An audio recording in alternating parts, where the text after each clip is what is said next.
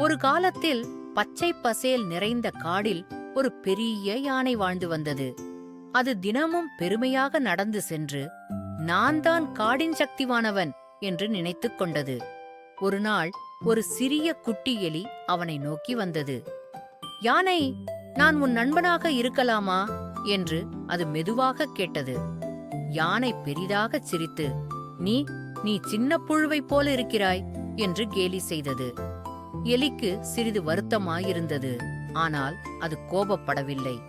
சில நாட்களுக்குப் பிறகு காடுக்குள் வேட்டைக்காரர் வந்து ஒரு பெரிய வலையை போட்டான். அந்த வலையில் யானை சிக்கிக் கொண்டு போராடத் தொடங்கியது. அதன் பெரிய கால்கள் சிக்கி நகர முடியாமல் கத்தி உதவி கேட்டது. யாரும் அங்கே வரவில்லை.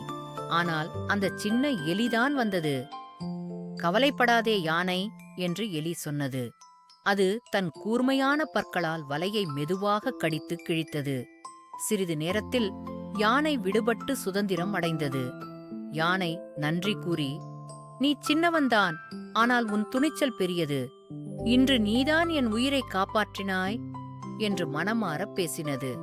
அந்த நாள் முதல் யானையும் எலியும் நல்ல நண்பர்களாக ஆனார்கள்.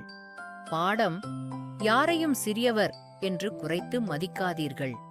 நல்ல மனசும் துணிச்சலும் இருந்தால் எவரும் உதவிக்காரராக முடியும்.